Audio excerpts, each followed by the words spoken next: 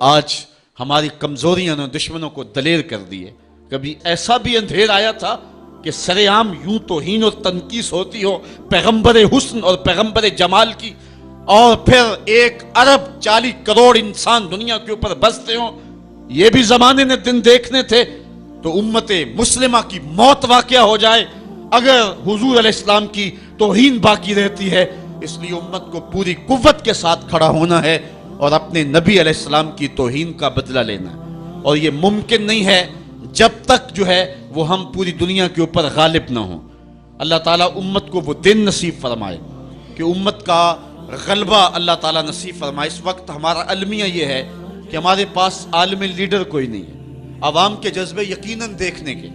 Syria کے بچوں کو میں نے دیکھا کہ وہ چھوٹے چھوٹے بچے انہوں نے ہاتھوں میں کتبہ پکڑا ہوا ہے، اور میں اس منظر کو دیکھ کر کے کتنی دیر تک سکتے میں رہا. اس کے اوپر لکھا ہوا تھا اقتلونا ولا تسبوا لنبینا، ہمارے ٹکڑے کر دو لیکن ہمارے نبی کو گالی نہ دو. ان بچوں کے درد کی کہانی کلیجے چیر رہی تھی. یہ محبتوں کا عالم. وہ اقبال نے کہا تھا چمن میں رخت گل شبنم سے تر ہے، چمن میں رخت گل شبنم سے تر ہے، سمن ہے سبزہ ہے باد سحر ہے، مگر ہنگامہ ہو سکتا نہیں گرم، یہاں کا لالا بے سوزے جگر ہے. اس وقت امت بے امام ہے. امت کے پاس جو ہے وہ کوئی ایسا شخص نہیں ہے جو امت کی رہنمائی کرے. ملک بھی خالی ہیں اور عالمی لیول پہ بھی ہم کسی امام سے محروم ہیں. اللہ نے وہ دن نصیب کرنے ہیں. ہم صفے سیدھی کریں، بس ہمارا کام اتنا ہے. صفے سیدھی کریں گے تو امام بھی اللہ بھیج ہی دے گا. اور وہ وقت آئے گا کہ اس کے جھنڈے نیچے ہم کھڑے ہوں گے. اور ہم نے تاریخ میں پڑھا ہے، کتب صحاح میں موجود ہے، بخاری اور باقی کتابیں اٹھائیں، ہمیں اس وقت کی بشارت دی گئی ہے کہ جب اساکر اسلام ترتیب پائیں گے اور پھر امام بھی آ جائے گا اور پھر امت مسلمہ وہ بانک پن پائے گی کہ صحیح حدیث میں آتا ہے کہ اگر کوئی یہودی کسی پتھر کے پیچھے یا درخت کے پیچھے چھپ کر کے پناہ مانگنا چاہے گا تو وہ پتھر مسلمانوں مجاہدوں کو بول کر کے کہے گا ادھر آ، یہ ظالم میرے پیچھے چھپا ہوا ہے. وہ دن بھی اللہ تعالیٰ نے ہمیں دکھانے ہیں اور پوری امت کے اوپر جھنڈا جھولے گا تو آمنہ کے لال کا ہی جھولے گا انشاءاللہ. آ ملیں گے سینہ چاکانے چمن سے سینہ چاک، بس میں گل کی ہم نفس باد صبا ہو جائے گی، شبنم افشانی پیدا کرے گی میری سوز و ساز، اس چمن کی ہر کلی درداش نہ ہو جائے گی، آسمان سحر کے نور سے ہوگا آئینہ پوش، ظلمت رات کی سیماب پا ہو جائے گی، شب گریزاں ہوگی آخر جلوائے خورشید سے، یہ چمن معمور ہوگا نغمہ توحید سے. وہ وقت انشاءاللہ آنے والا ہے. بس ہمارا کام صفیں سیدھی کرنی ہے اور صفوں کو ترتیب دینا ہے، اپنے جذبوں کو مرنے نہیں دینا ہے، اور یہ جذبے اپنی نسلوں میں بھی منتقل کرنے ہیں اور اپنی نسلوں کو بٹھا کر کے حضور کی عظمت کی کہانی پڑھا کے جانا ہے.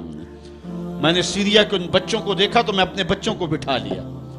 میں نے کہا بیٹے پوری دنیا کے اوپر حضور کی ناموس پہ حملہ ہے، بتاؤ ہم کیا کریں گے.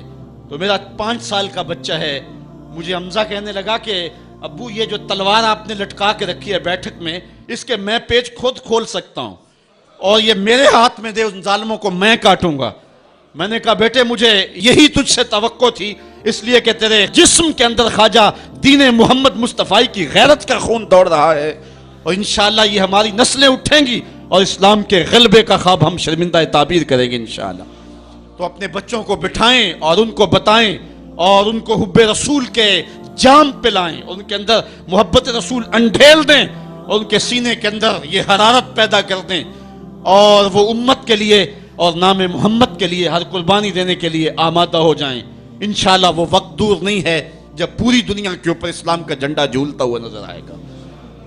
ہم نے اپنے جذبوں کو بہر صورت بیدار رکھنا ہے، اور اگر انہوں نے توہین کی زبان کھولی ہے تو کروڑوں انسان حضور کی مدح میں زبانیں کھول لیں.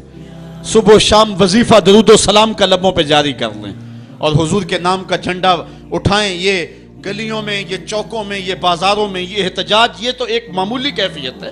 ہم تو اس سے آگے بھی اگر ہم بے بس ہیں، کر کچھ نہیں سکتے. سچی بات ہے، ہمارے اندر جو جذبوں کی کائنات ہے ان کو کچا چبا جائیں کہ جنہوں نے میرے آقا حضور نبی رحمت کی توہین اور تنقیص کی ہے. اس لیے جو ہم سے بن پڑا، جو ہم سے ہو سکا ہم نے وہ ضرور کرنا ہے۔ وہ کیا کہا تھا سودا نے کہ مجنو لیلا سے بازی نہ لے سکا پر سر تو دے سکا، کس منہ سے کرتے ہو دعویٰ عشق سودا، تم سے تو یہ بھی نہ ہو سکا۔ ہم نے دیکھنا ہے کہ ہم کیا کرتے ہیں، اس حوالے سے ہمارے جذبات کیا ہیں۔ مجھے یاد آئی آج عمارہ، سارا دن آج عمارہ کی کہانیاں میرے ذہن میں گردش کرتی رہی۔ عمارہ غزوہ احد کی نامور مجاہدہ ہیں کہ جب بھگدڑ مچی اور کچھ تو خون ہونے لگا اور عجیب کیفیت بن گئی، تو اس وقت حضرت عمارہ خاتون ہیں جو اس جنگ میں ساتھ آئی تھی۔ کس کام کے لیے آئی تھی؟ کہ کوئی زخمیوں کی مرہم پٹی کروں گی، لیکن جب دیکھا کہ حضور تنہا ہے اور تیروں کی برسات ہو رہی ہے، عمارہ تلوار لے کے میدان میں آ گئی، اور حضور نبی رحمت نے فرمایا کہ میں جدھر دیکھتا تھا مجھے عمارہ ہی نظر آتی تھی۔ اگر ادھر سے حملہ ہوتا آگے عمارہ کھڑی ہوتی، اگر ادھر سے حملہ ہوتا تو عمارہ کھڑی ہوتی۔ میں کہتا ہوں عمارہ تیرے نام پہ میری نسلیں قربان، جس نے محمد عربی کی آبرو کا پہرا دیا۔ اللہ اکبر۔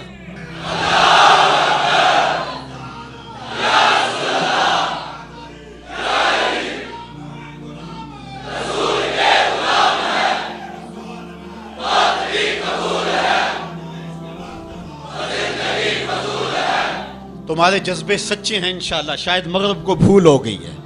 یہاں ایک ایک بچہ غازی علم الدین ہے، ایک ایک بچہ عمر چیمہ ہے۔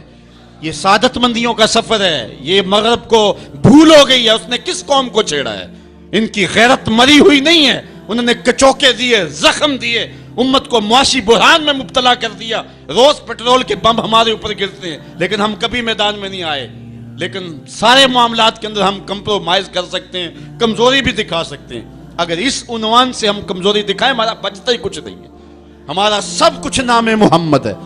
ہم نے ہر دور میں تقدیس رسالت کے لیے وقت کی تیز ہواؤں سے بغاوت کی ہے، چھوڑ کے سلسلہ رسم سیاست کا فسوں، بس ایک نام محمد سے محبت کی ہے۔ ہم نے عہد غلامی کرنا ہے حضور علیہ السلام کے نام سے، اور انشاءاللہ یہ ہماری سعادت مندی ہے۔ ورنہ ہم نے وہ زمانہ بھی دیکھا ہے جس زمانے میں کوئی ایسا متنفس نظر نہیں آتا تھا جو حضور کے نام کا جھنڈا اٹھائے۔ یہ تاتاریوں کا دور ہے، جب بغداد کو اجاڑا گیا، امت کے سر کاٹے گئے، اور یہ حال تھا کہ منگول سردار نے کہا کسی مسلمان کا سر لاؤ، اپنے فوجیوں کو کہا نہیں تو تمہارا سر کاٹ کے لگائیں گے۔ ایک مینار تعمیر کرنا ہے کھوپڑیوں کا، اور پھر مسلمانوں کا پتہ ڈھونڈتے ہوئے لوگ ہاتھ میں پیسے لے کے گھومتے تھے کہ کسی مسلمان کا پتہ دے دو، اس کا سر کاٹیں ہم۔ لیکن مسلمان ملتا نہیں تھا، کاٹ دیے گئے۔ دجلہ 3 دن تک خون بن کے بہتا رہا۔ یہ ہماری تاریخ ہے بغداد کی۔ اور پھر دجلہ کا بند توڑ دیا گیا، جو لوگ تہ خانوں میں چھپے تھے 1.25 لاکھ لاشیں ہم نے وہاں سے پھر نکالی۔ پھر وہ لمحے آئے کہ کوئی ایسا متنفس نظر نہیں آتا تھا جس کے ہاتھ میں اسلام کا جھنڈا ہو۔ ایک منگول سردار عیسائی ہو گیا، اس نے ایک عیسائی پادری کو بلایا اور کہا کہ اپنے مذہب کی تبلیغ کر تاکہ کچھ لوگ اور بھی ہمارے ہم نوا ہو جائیں۔ اس نے قسم پرسی کے سالم میں کہ اب کوئی شخص نہیں ہے جو اسلام کا نام لیوا ہو، تو اپنے خب سے باطنی کا اظہار کر دیا اور پیغمبر حسن و جمال حضور نبی رحمت کی توہین و تنقیص کا آغاز کیا۔ ابن حجر نے لکھا ہے کہ ایک کتا تھا جو خیمے کی چوب کے ساتھ بندھا ہوا تھا۔ جب اس نے توہین کا آغاز کیا تو اس نے بھونکنا شروع کر دیا۔ لوگوں نے کہا کہ یہ کتا تیری اس توہین کی وجہ سے بھونک رہا ہے۔ اس نے کہا نہیں ایسی کوئی بات نہیں، یہ کتا نسلی کتا ہے۔ واقعی وہ نسلی تھا، اور میرا ہاتھ کا اشارہ پا کے غیرت میں آ گیا ہے، کوئی ایسی بات نہیں ہے۔ اس نے پھر توہین کا آغاز کر دیا۔ تو ابن حجر نے لکھا ہے کہ اس کتے نے زنجیر تڑوا کر کے اس پادری کے گلے میں جا کے دانت گاڑ دیے اور چھوڑا تب جب اس کو واصل جہنم کر دیا۔ اس منظر کو دیکھ کے 70,000 اس فوج کے سپاہی اسلام کے دامن میں آ گئے۔ اقبال نے اسی موقع پہ کہا تھا تو نہ مٹ جائے گا ایران کے مٹ جانے سے، نشائے میں کو غرض نہیں پیمانے سے، ہے عیاں یورش تاتار کے افسانے سے، پاسباں کعبے کو مل گئے صنم خانے سے۔ اللہ اپنے نبی کی آبرو کی یوں بھی حفاظت کرنا جانتا ہے۔ کون جانتا تھا کہ عامر چیمہ یہ کام سر انجام دے گا؟ وہ تو ٹیکسٹائل کی ڈگری لینے گیا تھا، لیکن غلامی رسول کی سند لے کے پلٹا۔ میں نے غازی کے جنازے میں شرکت کی ہے، آپ نیٹ پہ جائیں اور وہاں اس کے جنازے کی تصویر دیکھیں، یا کہیں تصویر آپ کو میسر ہو۔ जनाजा लोगों की उंगलियों पे है, भारी ताबूत और उसके अंदर उसका जस्द अतहर, लेकिन हाथों पे नहीं है, आपको उंगलियों के पोरों पे नजर आएगा। और ऐसे मनाजर भी देखने वालों ने देखे कि रश की वजह से लोग नीचे से हट भी जाते और वो फिर भी हवाओं में तैरता रहता। आप जाके देख ले, मैं कोई हवा में बात नहीं कर रहा, बिल्कुल उंगलियों के पोरे पे मैं खुद शामिल था। और मेरी समझ में उस वक्त बात नहीं आती थी कि ये क्या माजरा है, इतना भारी संदूक और उंगलियों के पोरों पे। फिर एक दिन हजरत साद बिन मुआज की